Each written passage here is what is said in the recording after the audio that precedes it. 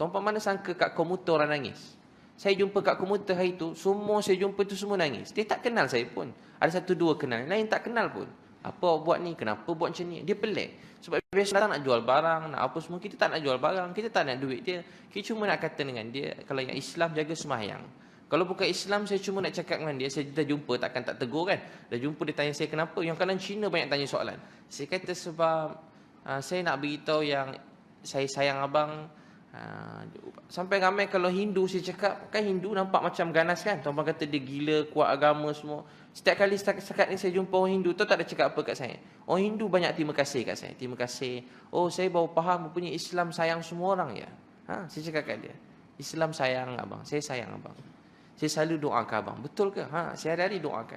Saya doa orang Melayu, Cina, India, supaya semua bahagia. Saya tak cakaplah supaya semua masuk Islam. Saya cakap supaya semua bahagia. Nabi Muhammad sayang kat abang kakak, dia tak nak tengok kakak abang sedih. Saya cakap macam tu. Saya tak kata tak nak tengok kakak abang yang ni mati tak ada Islam ke. Saya tak cakap macam tu lah.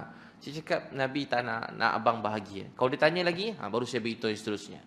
Kalau dia tanya lagi, abang bahagia tu macam mana? Dia tanya pertanyaan Tuhan sebenarnya apa? Memang siaplah dia. Memang saya ceramah lah kan. Tapi dia orang rindu.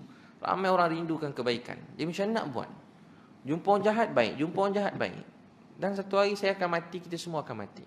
Itu dalam hidup, sediakan anak-anak kita jadi da'i-da'i. Anak-anak kita hidup jadi apa? Jadikan mereka da'i-da'i. Jadikan anak kita pendakwah-pendakwah. Jadikan mereka da'i-da'i. Siapa nak sediakan ahli keluarga jadi da'i, angkat tangan. Tak kisah tuan-puan anak-anak jadi doktor ke, engineer ke, arkitek ke, cikgu ke, businessman ke, usahawan ke, siapa ke, pensyarah ke. Tapi jadikan mereka da'i. Kat mana mereka duduk, mereka ada kerisauan agama. Jadi alim ulama ke siapa, biar mereka ada fikir agama. Biar mereka ada apa? Ada fikir agama. Apa maksud fikir agama? Dia memuliakan orang baik-baik, alim ulama, ustaz-ustaz, belajar ilmu dengan baik, dengan rasa rendah diri. Dan mereka tengok orang jahat, mereka sayang. Ini Islam. Jangan tengok orang jahat benci, tengok semua astagfirullah, neraka dia orang semua kan. Tak ada tempat lain dah kau melainkan neraka je. Jangan begitu. Sebab kita dulu pun tak kenal Tuhan. Ada orang sayang atuk nenek kita, kita dapat Islam. Mana tahu sebab doa tangisan tuan-puan, ramai-ramai orang masuk Islam. Jadi insya-Allah tuan-puan, kita dekat surau ni, dekat masjid ni ada pelancaran infak sumbangan tabung bagi pembinaan Musholla Ar-Raudah Kuantan. Dan kedua, pusat penjagaan warga emas Pekan Madrasah Nur Iman. Jadi tabung diedarkan ke sekarang ke nanti? Ada tabung, jadi tuan-puan bolehlah menyumbang. Dulu-dulu senang, zaman-zaman dulu orang Islam anggap semua masalah orang Islam, masjid, madrasah ni sebahagian pada hidup kita. Dulu-dulu begitu. Jadi orang Islam dulu-dulu kuat. Sebab apa tahu? Sebab dia macam kita, kalau rumah tandas bocor, apa nak buat? Mesti air menitik je kita lap, takut anak kita jatuh. Tapi cuba tengok tandas masjid, menitik-nitik air dekat 3 tahun. Tak ada satu orang pun buat. Semua kata astagfirullah, AJK kan. Saya tengok selipar tak ada, astagfirullah. Apa AJK tak letak selipar kan. Makcik pula pakai telekung, astagfirullah. Kenapa kuning telekung ni? Teruk orang surau ni kan, orang masjid.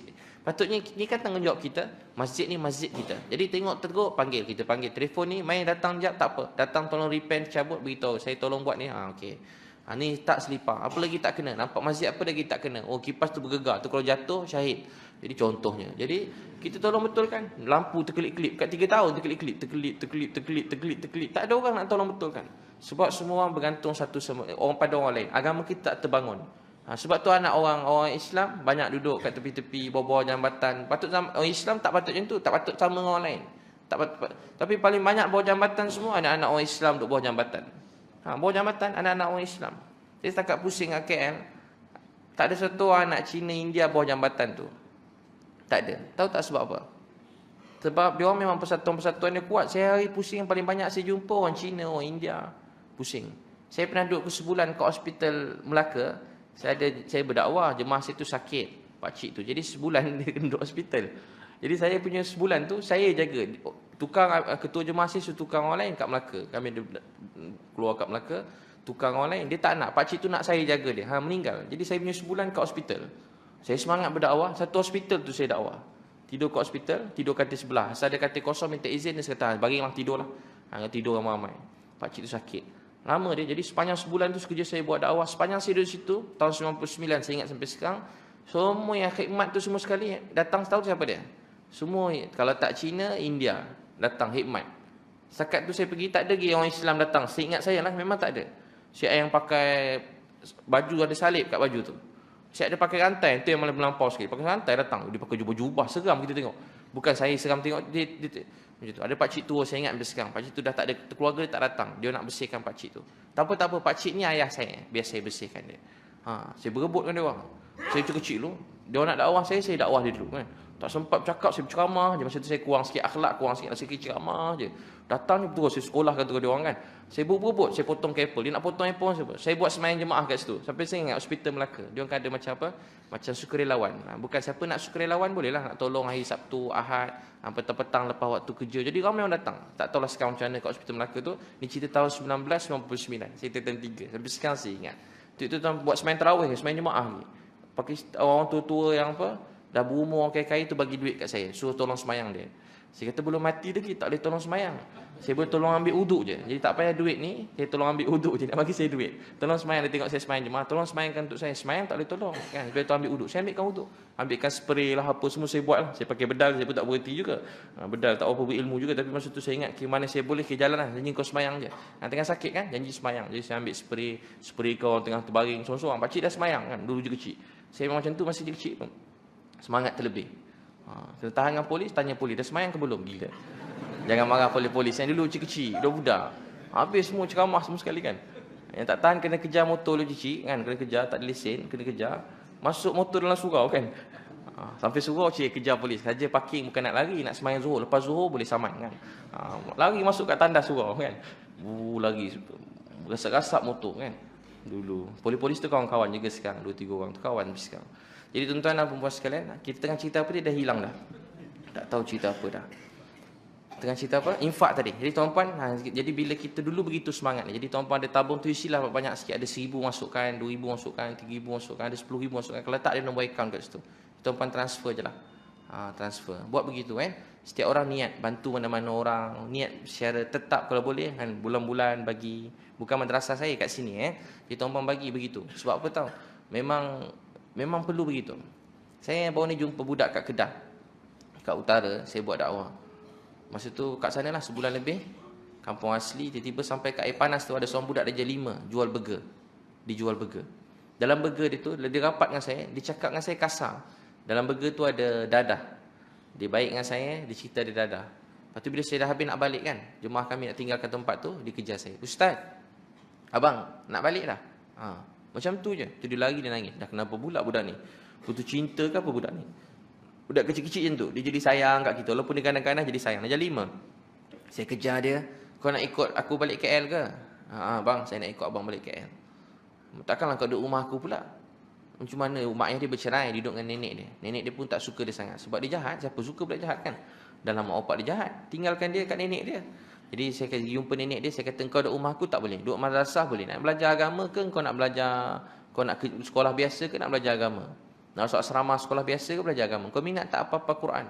Minat ustaz, saya nak jadi macam ustaz. Elok lah. Dia jadi macam saya rupanya. Nampak jahat jadi macam saya rupanya. Saya pun ambil dia, saya jumpa nenek dia, makcik, saya nak ambil anak makcik ni bawa pergi KL belajar-belajar. Tahu dia cakap apa? Syarat dia satu je ustaz. Bawa anak saya ni kalau boleh jangan hantar balik semula dah. Bawa cucu saya ni jangan bawa balik semula dah. Biar betul makcik ni kan apa benda pula ni. Saya pun termenung tengok makcik tu kan. Jangan bawa dia balik semula. Saya bawa balik jugalah. Takkan tak tengok langsung. Kan saya bawa balik. Tak payah bawa balik-balik dah. Saya tak nak dia balik-balik dah kat rumah ni. Mak ayah dia pun tak sayang dia. Mak ayah dia tak pernah tengok dia lahir sampai sekarang, tinggal kat saya sampai sekarang. Mak ayah dia dah bercerai. Jadi masing-masing dah ada anak. Orang kurang fikir agama, kurang rasa tanggungjawab, tinggal anak tu. Kan? Time suami isteri kau main lagi, lepas tu dah ada anak dulu tinggal. Sebab rasa itulah demi suami isteri tu, tahu apa jadi? Bawa pergi KL. Sampai ke KL dah setahun baru ni saya jumpa dia. Tahu apa jadi kat dia? Dia jumpa saya pakai jubah putih, serban putih. Berlari kat saya, dia peluk saya. Saya dah tahu dah. Dia kata, Ustaz, saya dah hafal 10 juz Quran. Saya nangis tengok dia. Saya peluk dia kuat-kuat. Peluk. Ustaz, jangan lupa tengok saya. Setahun sekali pun tak apa. Saya lepas jumpa budak ni, saya sedih. Kesian dia kan. Kecil-kecil. Boleh je 5 je bang. Abang kakak semua. Hidup musnah, jual dadah tepi jalan. Kalau kena tangkap, masuk sekolah juana. Masuk sekolah juana, jumpa kawan jahat, jadi jahat lagi. Lagi besar jahat dia buat esok.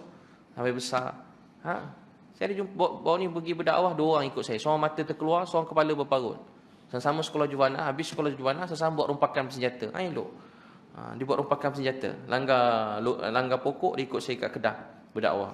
Dia orang paling baik sekali, nangis tengah malam, berubah. Jadi tuan-puan sekalian, kita kena buat dakwah, kena kasih sayang pada umat ni. Mulai ni jumpa semua orang beri salam, tu asas dia, beri salam. Jumpa semua orang tegur, senyum, jangan kedekut senyum.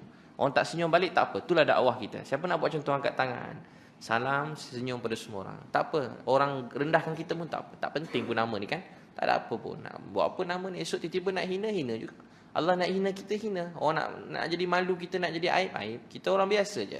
Hidup ni macam roda. Ada hari tu kita sangat disanjung, dimuliakan. Tak lama tuan-puan tunggulah. Ada masa tu kita akan dihina, dijatuhkan, dimalukan. Kemudian mungkin dimuliakan balik kalau panjang umur lagi. Itu namanya kehidupan.